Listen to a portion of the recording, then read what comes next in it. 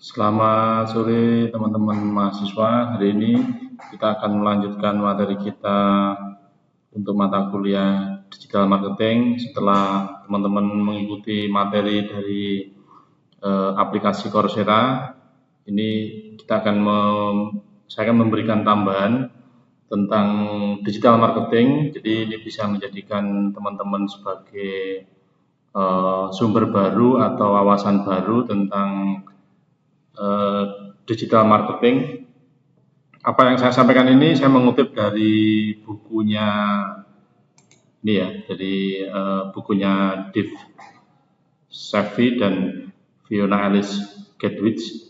Yang ini merupakan digital marketing, strategi and implementation and practice di edisi ke-7 ya. Kalau tidak salah ini yang terakhir edisi ke-8, tapi saya masih menggunakan edisi ke-7 yang masih cukup relevan. Materi kita pada hari ini adalah analisis pasar online pada lingkungan makro. Pada topik yang kedua ini ya, atau bab kedua ini, analisis pasar online pada lingkungan makro, topik utamanya adalah analisis situasi untuk pemasaran digital, lingkungan pemasaran digital, memahami pelanggan di pasar digital, konsumen, pilihan dan pengaruh digital, karakteristik pelanggan, pesaing, pemasok, dan terakhir ada struktur saluran baru. Pada pemasaran digital terhadap lingkungan mikro, yang pertama ada tuntutan para pemasar atau marketing yang bertanggung jawab untuk merencanakan strategi pemasaran digital. Semakin berkembang saat mereka mencari cara untuk mengelola kompleksitas pasar yang kompetitif, komunitas sosial digital, dan teknologi yang inovatif. Jadi para marketing itu merasa ya bahwa mereka mencari cara ya, karena pasar itu semakin lama semakin kompleks ya. Dari media yang saling berkembang, media A, B, C, dan D, ada lagi tambah media lagi, itu menjadikan para pemasaran digital ini harus berpikir kreatif karena semakin kompleks ya, termasuk teknologi yang inovatif. Ini akan berbeda ketika pemasaran yang dilakukan secara non-digital atau dengan cara yang sebelumnya ya, atau cara sebelum ada teknologi digital, itu akan sangat berbeda. Yang berikutnya, pertumbuhan penggunaan media dan teknologi digital telah mengarah pada jalur pembelian baru yang sangat kompleks. Karena keputusan pembelian berpotensi dipengaruhi oleh banyak titik kontak. Kalau di masa sebelumnya, orang kalau namanya beli itu ya pasti mendatangi toko, mendatangi penjual, bertemu pembeli dan penjual, maka itu adalah cara konvensional yang atau model konvensional yang dulu pernah kita alami. Namun adanya pergeseran atau perubahan teknologi sekarang itu menjadi orang ketika membeli itu tidak harus melakukan tadi yang saya sampaikan ya, tidak harus bertemu, tidak harus keluar rumah, bahkan tidak harus keluar kamar, tidak memerlukan tenaga untuk menuju ke tempat tertentu dan sebagainya. Karena jalur pembelian baru yang sekarang kita pahami itu cukup mudah dan berbeda sekali dengan cara yang konvensional. Jalur pembelian baru adalah berbagai situs, saluran, dan perangkat serta sumber informasi yang digunakan konsumen untuk menginformasikan keputusan pembelian mereka atas suatu produk atau layanan. Misalkan kalau zaman dulu konvensional harus datang, harus bertemu pembeli dan penjual, namun sekarang ada berbagai situs e-commerce, marketplace, ada bahkan sekarang pencarian produk itu bisa menggunakan AI dan sebagainya. Bahkan transaksi penjualan itu ada e-commerce yang semuanya dilayani oleh AI.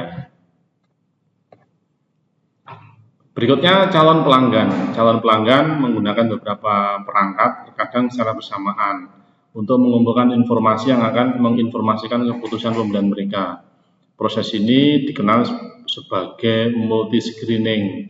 Bisa menggunakan gadget, bisa menggunakan laptop, bisa menggunakan macam-macam ya.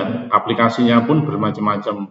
Dicari di mesin pencarian, dicari melalui AI, melalui banyak tempat. Berikutnya pasar online, pertukaran informasi dan transaksi komersial antara konsumen, bisnis, dan pemerintah diselesaikan melalui berbagai bentuk kehadiran online, seperti mesin pencari, jejaring sosial, tempat perbandingan, dan sebagainya. Ini yang pasar online sekarang ya, ada banyak sekali jenisnya. Berikutnya ada EWOM atau Electronic Word of Mouth, adalah perpanjangan dari tatap muka tradisional dari mulut ke mulut, di mana pertukaran komunikasi antar individu terjadi di lingkungan digital. Seperti misalkan prakteknya dalam pemasaran digital adalah komentar atau penilaian, pemberian bintang, rating, itu termasuk bagian dari Electronic Word of Mouth. Atau review juga termasuk, review dari produk itu akan sangat berpengaruh terhadap keputusan pembelian. Praktisi pemasaran digital sering menggunakan jaringan media sosial dan blog atau website untuk melibatkan audiens target mereka dalam percakapan EWOMs atau Electronic Word of Mouth. Jadi percakapannya itu melalui media ya. Jadi seperti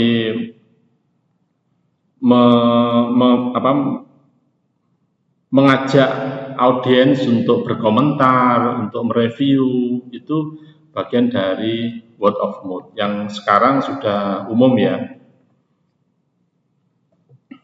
Berikutnya analisis situasi untuk pemasaran digital.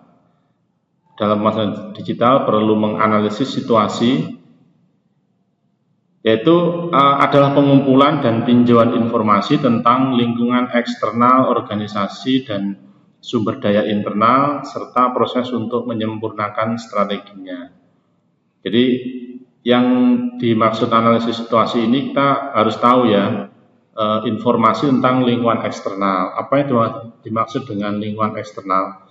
Adalah lingkungan yang kita sebagai pemasar itu tidak memiliki kemampuan untuk mempengaruhi, atau misalkan seperti kondisi alam, cuaca, itu kan termasuk eksternal ya. Mungkin kebijakan itu bagian dari lingkungan eksternal. Kalau kebijakannya terhadap pemasaran seperti ini, maka itu yang harus kita analisis ya. Lingkungan pemasaran digital atau pasar online yang bersaing di organisasi adalah kompleks dan dinamis. Termasuk lingkungan digital ya, apa yang sedang tren saat ini, media apa yang banyak digunakan, marketplace apa yang biasa digunakan, termasuk e-commerce apa, itu menjadi perlu dianalisis ya. Organisasi harus hati-hati menganalisis konteks pasar di mana mereka beroperasi, mengidentifikasi peluang, dan kemudian merencanakan bagaimana mereka dapat bersaing secara efektif. Ini yang memang poin yang cukup sulit ya. Jadi mengidentifikasi peluang, apa yang kita masih peluang ya. Peluang itu bukan berarti tidak ada kompetitor ya, tapi kita punya challenge atau punya kemampuan untuk bisa merebut pasar, bisa memiliki keunggulan kompetitif dan sebagainya. Artinya kita punya peluang. Kalau kita merasa tidak ada peluang, ya tentu kita akan sangat berat untuk menjalankan ya, atau menjalaninya.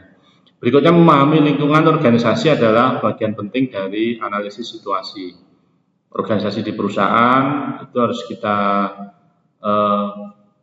pahami ya, dan membentuk dasar yang kokoh untuk semua jenis perencanaan pemasaran, terutama saat menyusun strategi pemasaran digital. Dalam dalam peninjauan situasi ini atau dalam analisis situasi, apa yang ditinjau? Yang pertama ada pelanggan. Pelanggan itu bagaimana proposisi dan komunikasi pemasaran digital harus didasarkan pada pelanggan. Jadi karakteristik konsumen atau pelanggan itu seperti apa, perilaku, penggunaan teknologi, kebutuhan dan keinginan mereka. Contoh misalkan secara prakteknya adalah bagaimana pelanggan itu mencari produk kita, bagaimana pelanggan itu melakukan transaksi terhadap produk yang ditawarkan, kapan pelanggan membuka aplikasi yang biasa digunakan, kapan mereka merasa perlu atau butuh terhadap produk kita, itu kita harus bisa memahami. Yang berikutnya, setelah analisis pelanggan, kita juga perlu menganalisis pasar, termasuk perantara, influencer, dan mitra potensial. Ada banyak pengaruh yang perlu dipertimbangkan, termasuk mesin pencari, situs media penerbit, dan sebagainya. Termasuk model bisnis dan pendapatan baru. Misalkan ada analisis, misalkan ada influencer, ada banyak ya model bisnis dan pendapatan baru. Yang berikutnya ada kompetitor atau pesaing ya. Penting untuk memahami bagaimana organisasi bersaing, perbandingan proposisi pelanggan dan aktivitas komunikasi terhadap pesaing langsung dan tidak langsung, serta bisnis di luar sektor dapat mengidentifikasi peluang untuk pendekatan baru dan aktivitas pemasaran digital yang perlu ditingkatkan. Jadi kita harus memahami ya bagaimana kompetitor itu menjalankan bisnisnya, bagaimana organisasi itu berjalan, atau bagaimana mereka menjalankan strateginya, kita juga harus memahami. Yang berikutnya, selain tadi tiga tadi ya, yang berikutnya adalah lingkungan makro yang lebih luas, termasuk pengaruh sosial, hukum, lingkungan, politik, teknologi, termasuk dalamnya itu ada budaya, ada peraturan, itu masuk dalam lingkungan makro ya. Yang berikutnya ada tinjauan internal, efektivitas pendekatan pemasaran digital yang ada akan mencakup meninjau hasil saat ini. Jadi kondisi saat ini itu seperti apa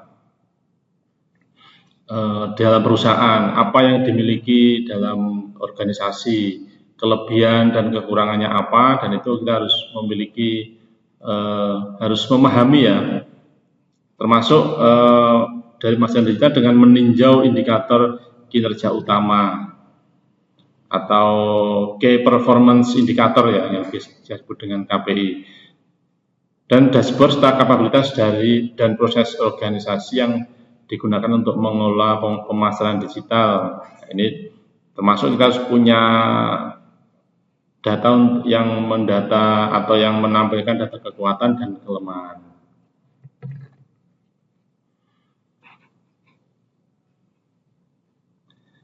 Berikutnya lingkungan pemasaran digital. Tadi beberapa yang perlu dianalisis. Yang berikutnya adalah apa saja lingkungan pemasaran digital.